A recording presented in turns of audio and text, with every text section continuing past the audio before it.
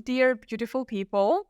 Welcome back to the show. And today's episode is special, very special in a way, because we have Tamara, my dear friend, who is living here in Ubud, Bali. And every time I meet her, our conversations are filled with wisdom and just so much insight because Tamara has gathered so much information and experience during her years that whenever I have a problem, I can just consult with her, and she always picks the most wise advice and guidance. So that's why I feel so privileged to have you as my first guest in this podcast. And I'm sure that listeners can take away a lot of new ways how to apply more self-care and more grounding and more connection with their body and sensuality from this podcast.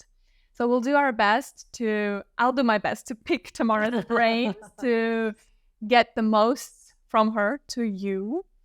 And if you have any questions for Tamara, you can always leave them in the comments or text me personally. And we'll probably do more episodes with Tamara because there's just so much to cover. But first, a little bit about you, because every time we speak, I find out new things about you. I'm like, oh, you've also done that. You also that. So how do you present yourself these days? Because I know you do so many things. You do the healing days, you do the spiritual healing days, you do one-on-one sessions, you do women's circles, you do full moon circles, womb wisdom workshops, you do trips, you do so many things. So yeah, I don't know. How do you present yourself to people? Because I never knew how to do that for you.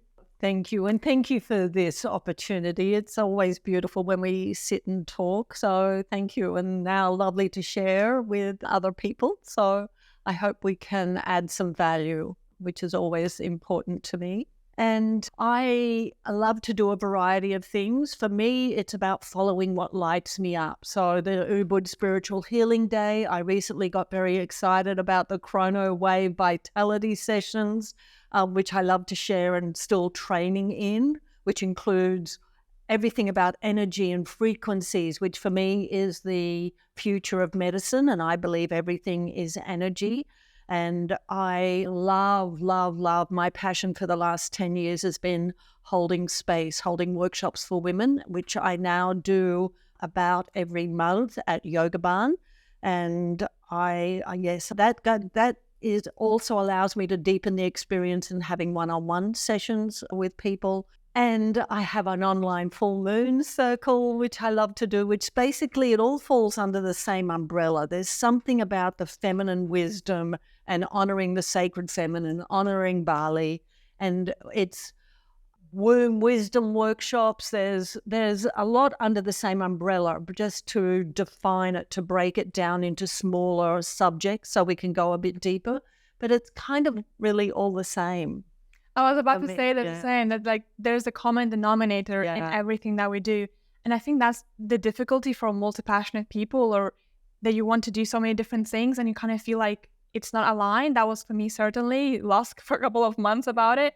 And then I realized, but there's a common denominator. What is uniting all of that? For me, that's coming into true happiness, inside out, true vitality. That's why I call the show the Vitality Hub, to have everything, all of that. It can be health, it can be feminine, sensuality. That's something that we talked about, right? Absolutely. And now sharing more about intuitive eating and emotional eating. And I know you shared with me your story. Yeah. So maybe we can go about what brought you into being so curious about the feminine ways of being and nurturing that side, and, you know, all of the works that you do for women. Yeah, that's a great question, because that starts with turning wounds into wisdom. And from a very young age, also having been brought up in a household that was abusive, that a lot of this, very much when I reflect upon it, started with me being the eldest and protecting my mother.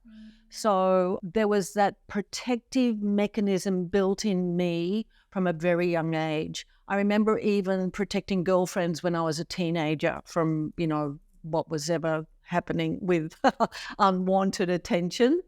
And I was slowly over the years, I realized that I had a very strong spiritual bent and that I trusted that more and more. I felt guided from a very young age. I don't know where that came from, but I'm really grateful I wasn't brought up in religious dogma because it allowed me to be more free. And I also, because I had an eating disorder in my early years, in my early 20s, I also could really find compassion for myself and for women. I'm a work in progress. It took time, but I felt that more in a very simple sense. I wanted women to feel better about themselves. And how could I be of service in that way?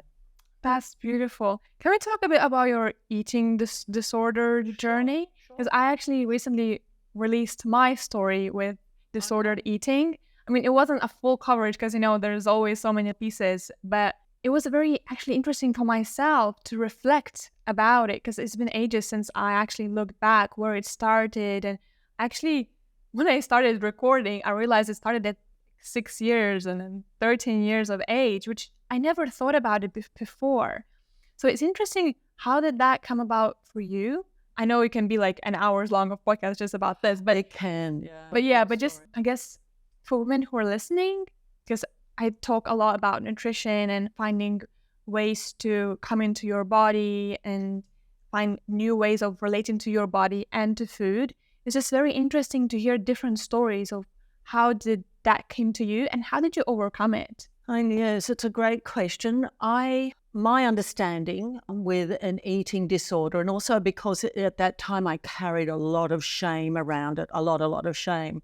And I realized also it was about control, but a lot of people who come from an abusive or trauma background have an eating disorder or have had some kind of control around their food. Because when we're out of control, it feels like we're somehow wanting to control that. And I started to own it and realize that this was unhealthy. And once I started to accept responsibility for it, even though I didn't use those words in my 20s, that's basically what I was doing. And I did find, this was in Los Angeles at the time, and I did find a great therapist who I felt safe with. I didn't trust myself, but I felt safe with. And once I started voicing this truth or this secret that I was carrying, things started to free up. And for me, it was amazing. Owning that set me on a path of realizing that when I take full responsibility, and as I said, I'm a work in progress, when I start, stop blaming people and all the outside, and that what I'm creating is totally up to me. And it was simple, small steps like that.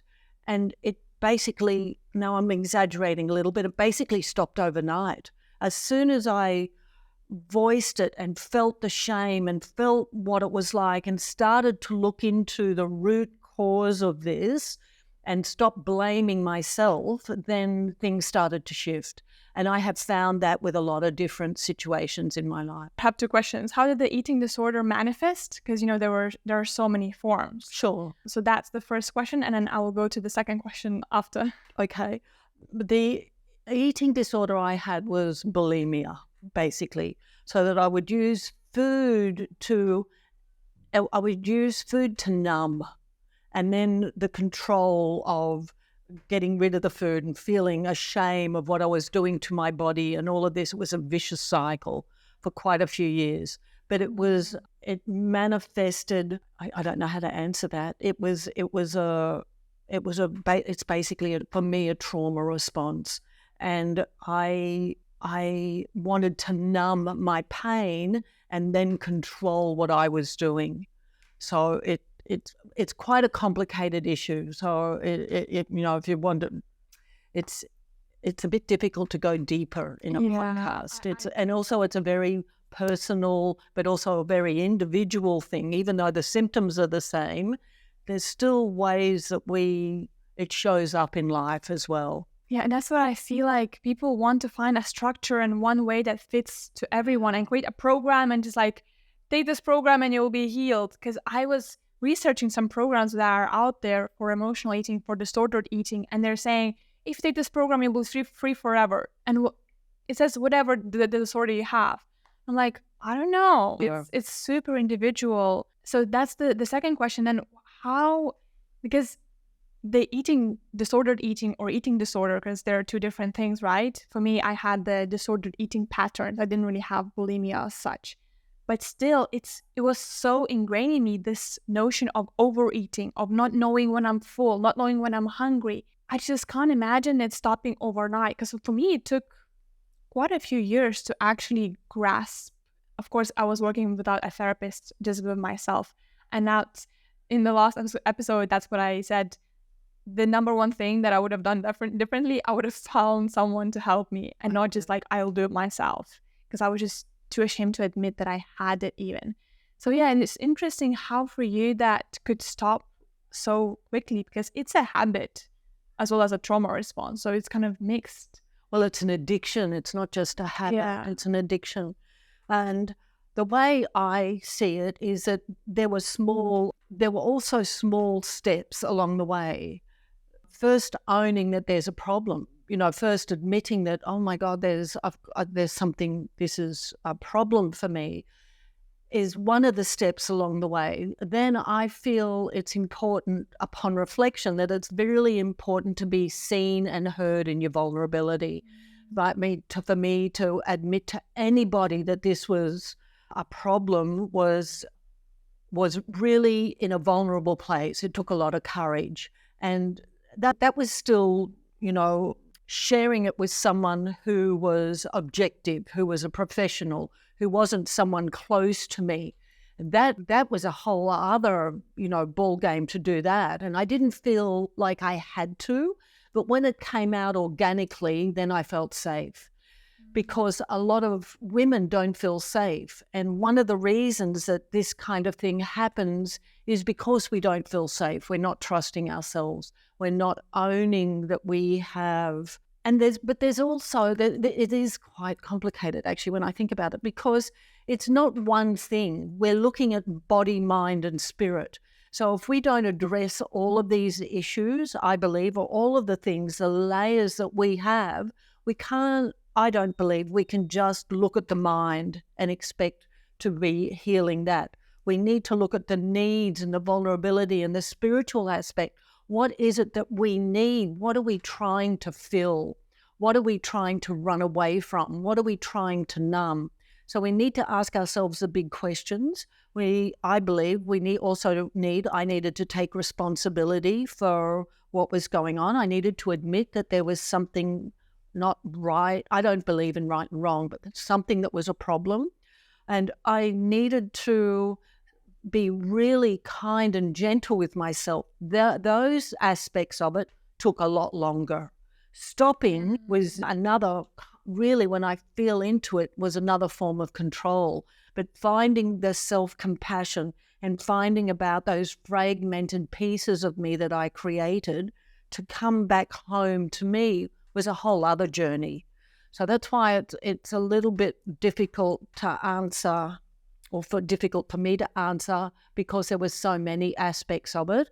But owning it first certainly was able to stop the behavior, the pain, the spiritual aspects, the releasing of the shame, and all of that was a longer journey, if that makes sense. The personal work, the shadow work, the shadow work. That makes so much sense what you shared about the mind, body, and spirit, and that the behavior stopped, but the actual returning to your body and to yourself took way longer. And that really rings bells with me, because that was the story for me. Like, I stopped restricting my food from 11 a.m. to 4 p.m., which I was doing, like intermittent fasting, a lot of detoxes and all that kind of stuff. But to really feel nourishment with food and to restore that relationship, because for a lot of years, for me, that was one of the biggest satisfactions in life. I didn't really have other ways to cope. Definitely. So regulating also the nervous system, we can talk about that a little bit later on, how food can be a learned way to regulate ourselves and escape from emotions. And Yeah, just people thinking that just by simply understanding why they do it, they will change. I just find that for a lot of years, I knew that I'm doing this to control, but actually, it took something else to change it. It took embodying the change and not just from the mind down. Sometimes for some people it works, the mind down approach, but I feel like for a lot of people it needs to be bottom up. Does that make sense for you? Absolutely. Everybody's unique and has a different way of beginning their journey. And we need to start, some of us need to start with our mind because it's an intellectual, we need to rationalize it and intellectualize it. And then that's the beginning. And then slowly when we realize that this is not embodying it, that we need to go deeper and the more personal work we do, then we start to realize that our bodies are involved, the whole mind-body connection. And for me, the spiritual aspect, I believe, is one of the most important things that a lot of people ignore. And also one of the realizations for me was making friends with my body, because I was at war with my image of my body for so long, or at war with myself. As a recovering perfectionist, I was brought up to believe that if I looked perfect and said the right things and behaved in a perfect way, I would be loved. So for me,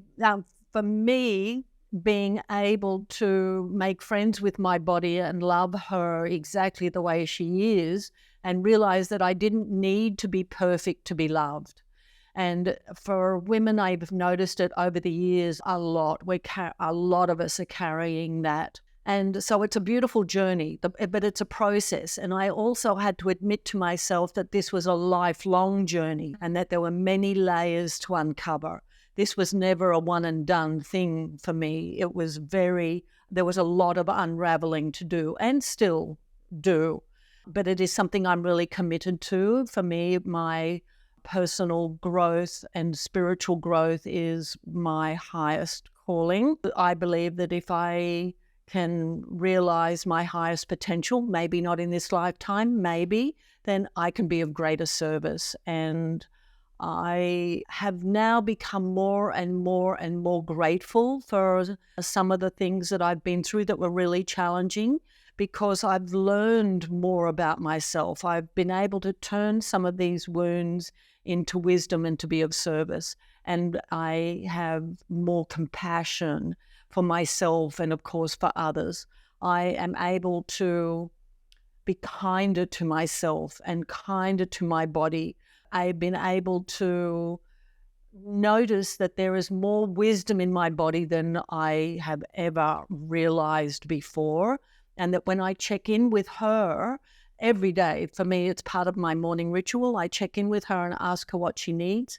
And I look in the mirror and I ask myself, how can I make you happy today? Oh, that's beautiful. And these over the years have served me really well. I find that and I'm certainly, as I said, not perfect, but I find when I check in and I give myself moments of silence during the day and I check in with her, she guides me in very healthy ways. I make more healthy choices.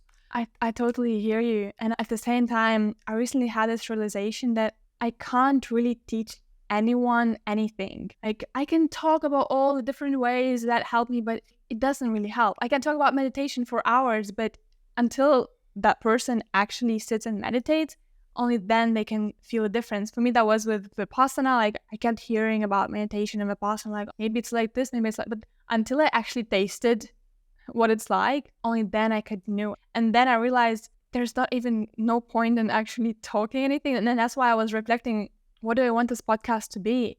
And I realized maybe the first time they hear something here, or maybe it's the second time, sometimes it takes like 10 times to hear an idea to actually start practicing it. For me, that was a lot with love letters that Liz Gilbert talks about, writing love letters to yourself, letters from love. And I never really gave it a try until like I heard about it this time. I'm like, okay, I have time, I have energy, I will do it. And I fell in love with the practice. Now I'm doing it. I'm just like, why didn't do it before? And that's the thing. It can provide all the knowledge, but it doesn't really work. And that's why I want this podcast to be about experience and sharing what worked for us. And at the same time, maybe giving some small bits of things to do to start experiencing what it's like. Because I know for me, a few years ago, if I would have listened to this podcast or any other podcast about accepting your body, I would be like, oh, yeah, of course, accepting my body, yeah, thinking that I do, but actually I didn't. And kind of when I started talking about it with my girlfriends, it kind of seemed that everybody has this and that there's no way to change it. And the more I worked with it, I realized actually there is another way of being with my body and actually loving the body that I'm in. Because all my life, I wanted a different body, no matter how skinny I was, on the verge of like not even having my period. And now I'm probably in my biggest body ever. And I love it. I love every piece of this soft and, So what would you say would be the first steps to actually getting into your body and falling in love with it for someone who doesn't really love their body? For me, one of the most important things I did, something I've just mentioned, was gifting myself time in the morning, delaying any screen time, but gifting myself to be with me. I invite women in all my workshops to do this for themselves and at least start with 5 minutes. What I find is that there are so many people who are uncomfortable with being with themselves without doing something. We're addicted to this, and the first thing we do, was some of us, is pick up our phone or be busy, this incessant busyness, which is actually not true. And for a lot of us, some of us I understand, if once we slow down, once I invite women to slow down, gift themselves 5 minutes just to be, and that's not meditating, it's not writing, it's not doing anything.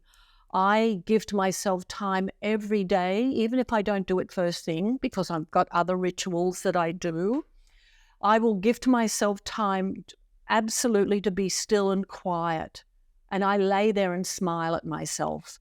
And I believe that slowing down invites things to come up. And then the next question to ask oneself is, can I be with this? Whatever comes up, to allow yourself to feel whatever comes up. Feeling our feelings about everything is probably one of the most important spiritual practices for body, mind, and spirit. But to be with yourself, to be with oneself, and just smiling and watching your thoughts, watch the thoughts, and that the nature of the mind is to be busy. So it's being able to see the thoughts, watch the thoughts, and detach from them. But then it's like meditating. It's not meditating. It's mindfulness. Watching. Meditating is actually sitting, well, for me, is making the intention to meditate. This is making the intention to do nothing.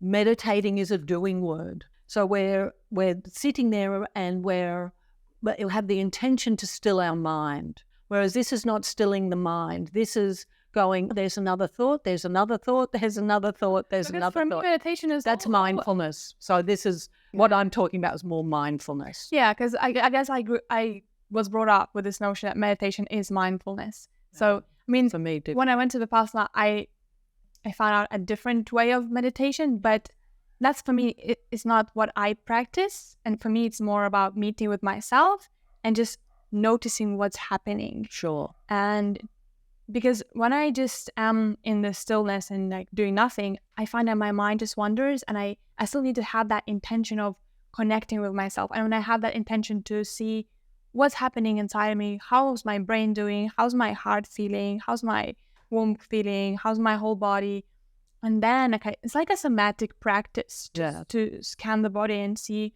what's happening, where's the discomfort, and being able to be with that. That's again what you do in Vipassana: scan your body and see where's the discomfort and be with that. So it's kind of like a combination of all. I'm classically trained in meditation, so for me it's more sitting and going, okay, I have the intention, to When I lay still and quiet, it's completely different. I don't mind that. I don't attach to the thoughts. Like my mind can be busy, can be busy, can be busy. I just allow then to, something will come up, something will present itself, a sadness, a resentment, an anger, and another old friend may come up, and then I'm like, okay, I see you, I hear you. And for me, that's important. It's that which is different to what you're talking about. I invite some of these old friends in. It can be a happiness, it can be a bliss, it can be an awe or a beautiful moment, but I'm allowing whatever is there. I'm not in a doing state. Yeah, that's what I do. I call it more of a somatic practice. Yeah.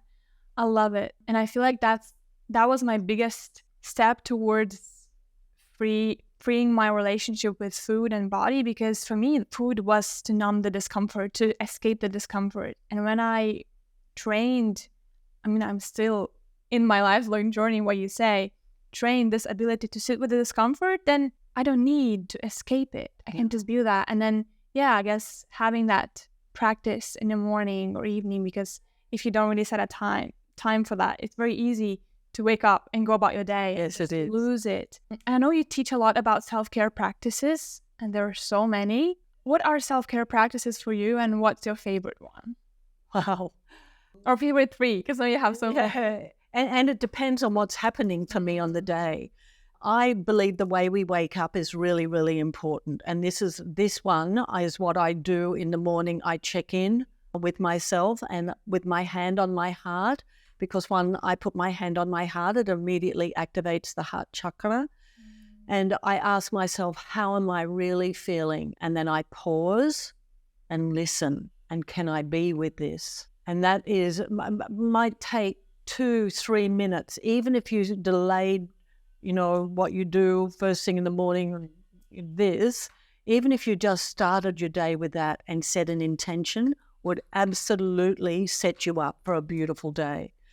The other thing that I believe is really important, especially for women, is to check in with your body, and which I talked about a little bit before. And I say to her, what is it you need today? I may not get an answer right away, but what I've noticed over the years is that I get directed into healthier choices, which is something I mentioned before. The other practice for me that has been a practice of mine for 40 years is gratitude, waking up with gratitude. And then I've ended up over the years being grateful for all of it, not just for the blessings, not for what we call blessings. I believe some of our challenges are blessings in disguise. So I'm grateful for my body, my health. I'm grateful for a roof, simple things even. And then grateful for the people in my life, grateful for whatever it is that comes up in that day. Once again, I allow it to come up organically. And I can sometimes speak it out loud. I don't necessarily write them down, but I kind of just lay there going, oh my God, thank you, thank you, thank you. Mother Nature for the water I drink. And it's different every day. Glad I woke up out of sleep. So those simple practices for me, I believe will hold you in good stead, and it takes 5 minutes in the morning.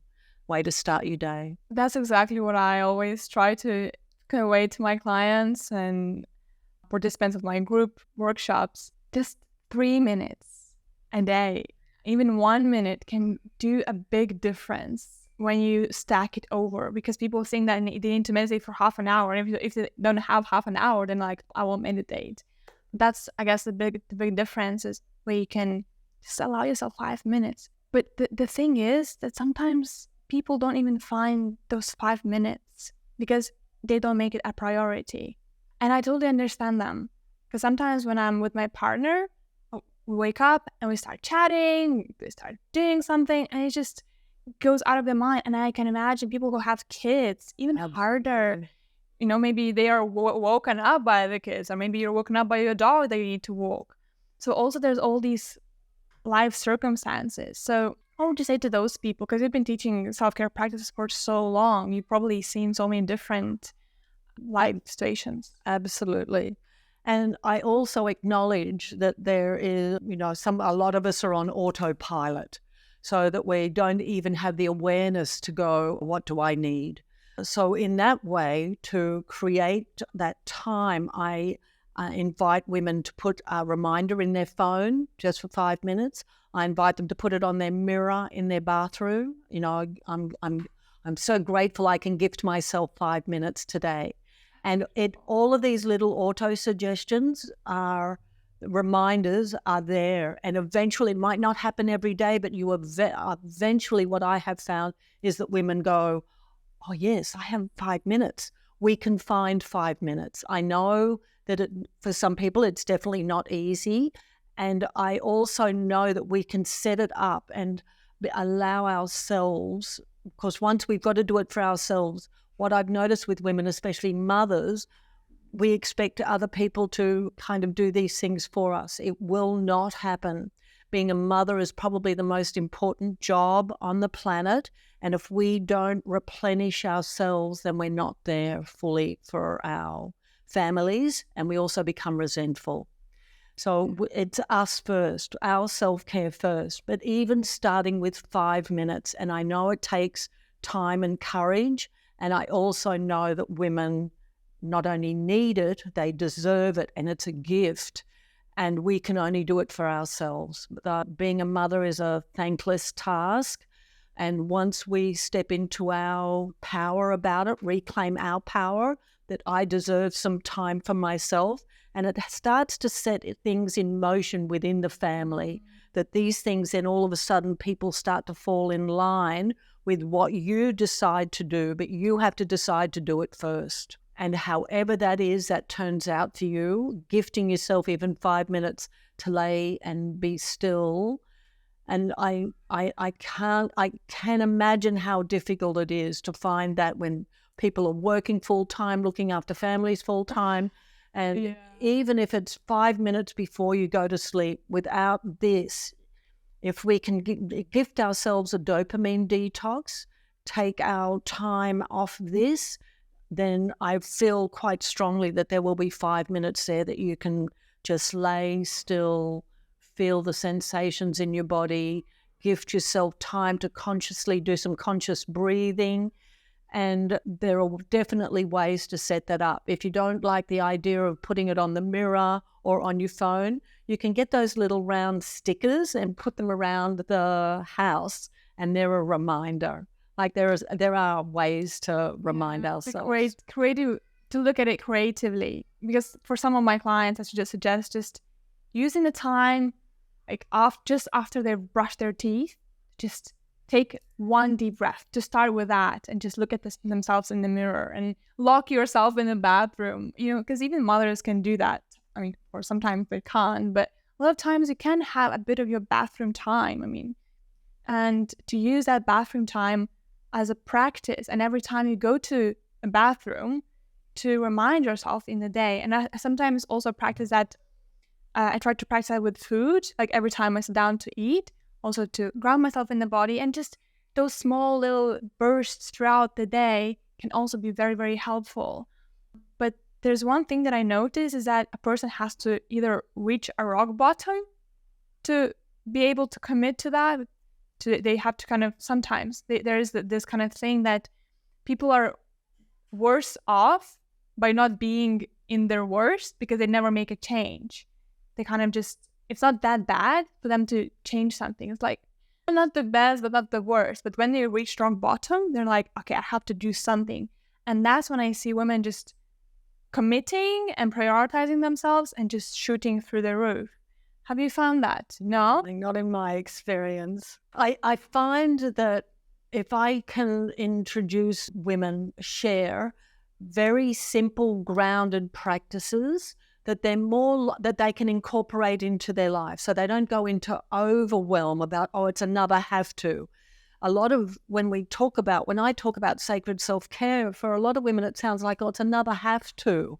So if I can take the charge out of it and go, for example, one of the things I started with workshops many years ago was the idea of incorporating these things into your everyday life.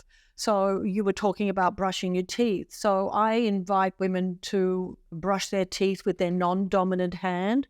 All the practices that you get up and do on autopilot, it's about, for me, how I share it with them is bring some self-awareness into it so that you're present when you're brushing your teeth and you're choosing to brush with your non-dominant hand, which helps the neuroplasticity, while you're looking in the mirror and saying, how can I make you happy today? So I believe in stacking the odds in our favor. So even if you get out of bed on autopilot, if you can set up little reminders to go, okay, I'm brushing my teeth, I'm looking at myself in the mirror and acknowledging how much courage it takes to do this, even though they're simple, grounded practices, you're all of a sudden being present and you're doing something for yourself. Women, it's like, oh my God, and this is not hitting rock bottom. They're just incorporating it. I know some people absolutely, but these are just incorporating it into things that they do every day. For example, when I first introduced the shower meditation many years ago, this was something that women could do every day in the shower, and that's what I do. Turn the water into this beautiful light. Their energy just shifted. They're washing away. They're feeling more empowered because they're doing something for themselves, but it's not another have to. All this is these daily little rituals that we do. If we bring awareness to these daily things we do every day, then it becomes a ritual and we're like, all of a sudden I've done something for myself. I've noticed that I feel better. I think it comes down a lot to environment shaping. If we make our environments conducive and helpful for us to make the change, like, put a reminder, because what I meant by hitting rock bottom and then only committing to seriously doing that is like what you were sharing about the eating disorder. I had to realize like, oh, this is actually like, I'm super low, like I need to do something.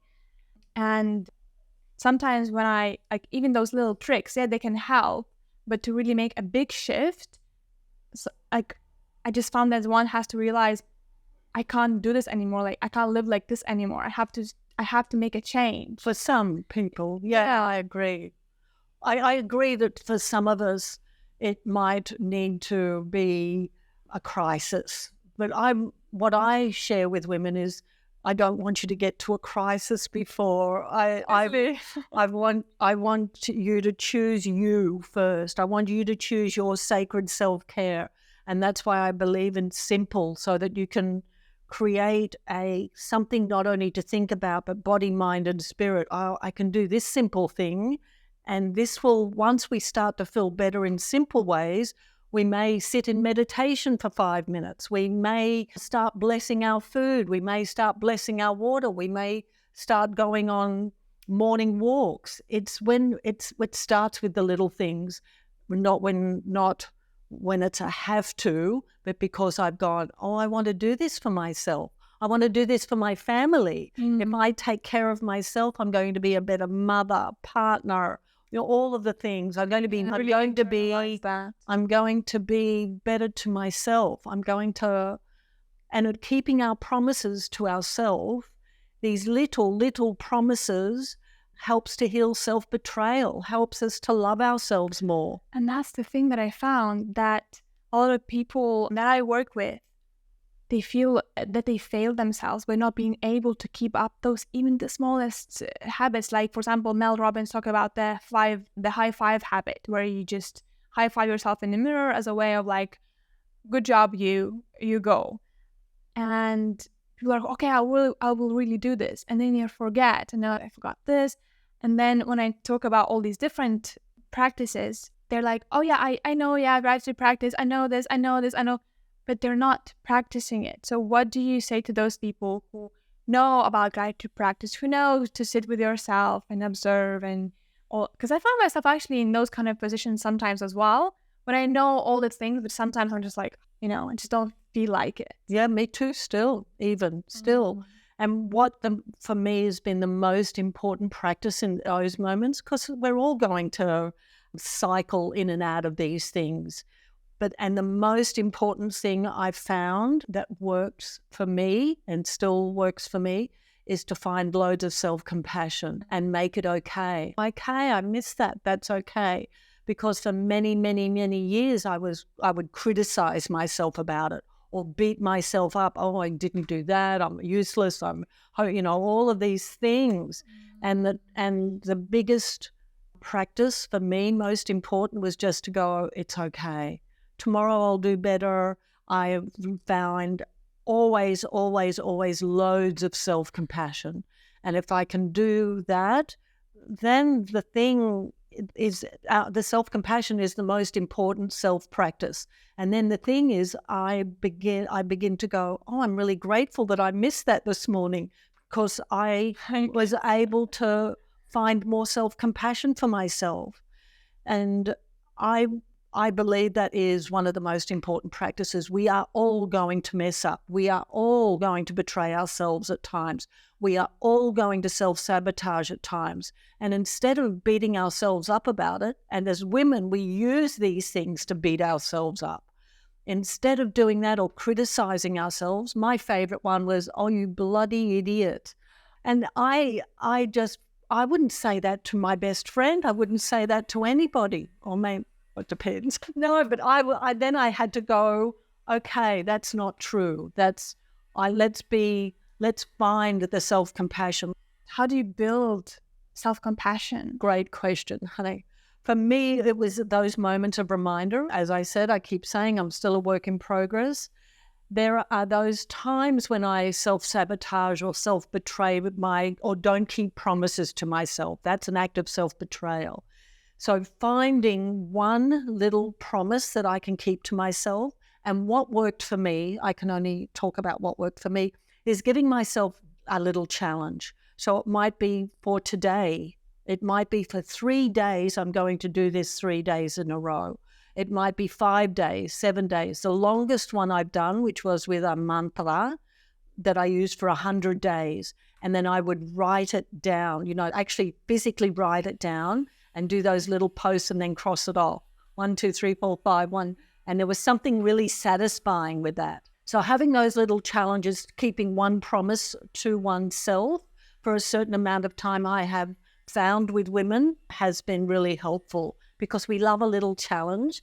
And when we keep those little challenges, keep those little promises to ourselves, we build trust in ourselves. And I know for me, it has been really helpful, but that's wonderful to be able to do that. And we don't always do that. Exactly. So then what I found is it was awareness, because I believe awareness is key to everything. And when I thought, well, this isn't working, this beating myself up with a big stick wasn't working, all it did was make me feel worse.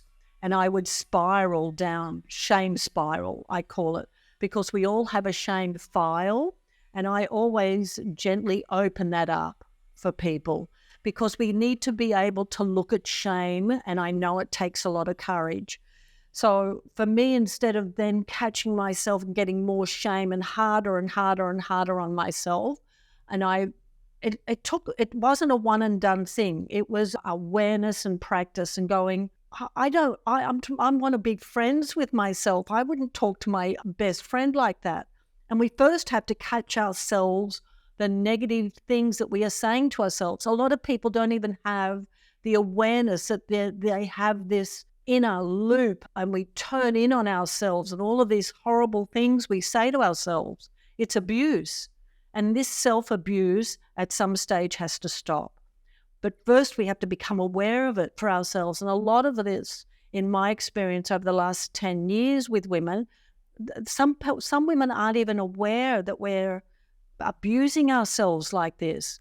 And then we are able to ask ourselves, some of the realizations I've had, I was able to go, oh my God, that's my mother, or that's my father.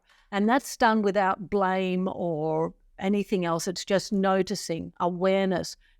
This is not my voice. It's my critical inner parent. It's that, and when we bring awareness and notice that, and they may happen in micro moments, but we build on those micro moments and go, I see you. I can hear you, but I'm not listening. This is not true. And I quite often go delete, delete, delete, cancel, cancel, cancel. I'm like, I'm not listening to this. I just acknowledge it, and I'm not, because it's a wounded inner child. I'm not listening to this. I'm choosing to delete this thought. And then I just go, I'm here. I've got you. I've got you. Loads of self-soothing practices, but that's a whole other but for me, that didn't work. Oh, noticing my inner critic and stuff, because I was aware of it for a long time. Yeah. It was never working. But what really worked for me was starting to work with my parts. So I was first trained in hypnotherapy and just doing parts hypnotherapy and integrating that and just understanding the positive intention. Because before I got the advice of just saying to my inner critic, stop, you out, quiet. And that just made we need to be gentle with ourselves. Didn't work. But once I acknowledged what in parts hypnotherapy they teach, acknowledge the positive aspect of the critic. Like, thank you. You've been helping me all this time to feel accepted, be validated. I know that you want me to be accepted and to be loved and to be part of something. And then I discovered internal family systems, and they go even deeper with managers and protectors and all of that. And for me, that was the missing link in all of this inner critic, and also finding compassion to myself, because everybody was talking about it, self-love and all, and it didn't work really until I really reconnected to my inner child. And yesterday I had this realization, what a wonderful life. I get to live this life like with my bestie, with myself, with all different parts of myself. And it was like, that's rad. Yes, it's a great realization. But the inner child work is presented in many different ways. It's just important that we acknowledge our inner child. It's something I do every day, just check in with her, because there's many different ways. But noticing how we talk to ourselves, however we choose to do it, is very important. And it's awareness. It all starts with awareness. So I think it's not just a thinking, it's a feeling that people will be able to choose the more that they are introduced to it and choose something that they resonate with. For me, one of the most important things in my workshops is to offer as much information and sacred self-care practices and tools for body, mind, and spirit, and you choose for you what feels that something is resonating with you. Absolutely bring more of what you choose, not because someone's telling you to do it. There's too many of us sitting there going, oh, if you do that, and if you do that, and if you do that. But women need to be able to go, I want to choose for myself. It's more empowering than having someone to tell them to also do. Because we can naturally feel what nervous system state we are in, and sometimes we actually need something active, and sometimes we need to soothe and be in calmness, and sometimes when you are in this dorsal vagal tone, you need to actually get moving, and maybe dance would be better than just laying and feeling lethargic and apathetic. Absolutely. But if you're overstimulated in this fight mode, then probably the soothing practice would be better. And so I love that. But also I feel like people have to actually make that decision to choose, because when I give a lot of tools, then sometimes what happens is that they choose nothing. It's like, there's so much, I don't know what to do. So like, you heard so many tools now today to just pick one thing that resonates with you and something that you want to practice. Maybe something you didn't even hear here. Maybe something that you heard in other podcasts or other books, whatever. Just start something. And also finishing off now, what is vitality to you? What is true vitality? What does that look like? Vitality for me is having the energy. Energy is everything. The energy to do what I want, when I want, how I want, with who I want. It's managing my energy in a way that is expansive, so that when I'm feeling my most vital, that it lights me up, and I can feel the energy is serving others as well, that I can be present with myself, and the vitality is kind of coming from it actually feels like it comes from down for me. And when I feel my most vital, then I have a different experience in the world. I have a lighter experience in the world. It's like everything is a little bit more sparkly in the world. And yeah, we had beautiful connections, and it seems to just flow. And the vitality is something that I can also choose to feel. And all the practices, I can choose to feel that every day. It doesn't mean I get it right every day, but that vitality is contagious. Such a good answer. And I resonate with that so much. A while ago, I was pondering how every moment can be experienced in a million different ways, just based on how my state is at the time. And that's why all of our memories are so subjective. They're not what actually happened, because it's the way we experience that moment because of what state we were in. If I'm walking down the street and I'm super happy and I'm just like radiating this joy, my experience will be so much different rather than when I'm walking and I'm all like sad. Yes, I just love that. The inner state that is building our lives. Is there something else that I didn't ask you and you would like to share with people, that's something that's that comes up to you, or something that you've been dwelling deeper lately, or maybe some realization that you had, reminder recently that made an impact for you? I'm on the spot. Let me feel into that for a moment. I always remind women that it's okay not to feel okay. We're talking about sacred self-care and self-love, and in those moments of despair, depression, those moments when we're not feeling our best selves, when we're feeling resentful, or we're feeling jealous, or we're feeling whatever it is, these are the moments where finding your self-compassion is the most important. Not even setting up daily rituals and doing all the things that we've just talked about. It's reminding yourselves that you are enough even on those days when we're not feeling our best. It's reminding ourselves that it's okay not to feel okay. It's okay to not want to self-sabotage and self-betray, and it's okay not to get things right and we're not perfect.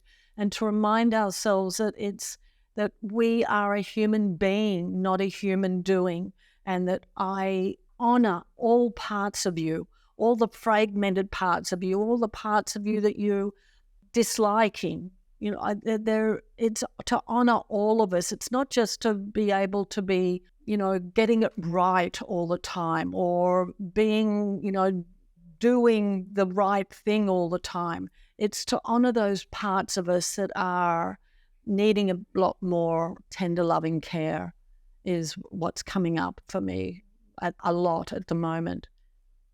Perfect. I can so resonate with that as well. Because I'm doing a lot of IFS work, it's just that nurturing for all of me, all the shadows. And I see when I do that, all the inner demons are turning into fluffy unicorns. So where can people find you? Where can they connect with you? Okay. Probably social media, Facebook and Instagram, of course, I have a website as well. I'll put it down then in the description, your links. And thank you so much for being here with me. Thank you, honey. Thank you. I hope it all works out and goes well. But thank you for the opportunity. It's lovely to be able to be of service and share what we've been through, but also to be able to have any feedback and to be able to collaborate and work together, and to realize that we are all in this together. All of us are in this together. No one's, we may be on different parts of our journey, but we're all each other's teacher and each other's student. So thank you. Oh, that's so lovely. Okay, thank you for listening. Let me know in the comments or in private messages what you took away from this podcast. And I see you in the next episodes. Bye.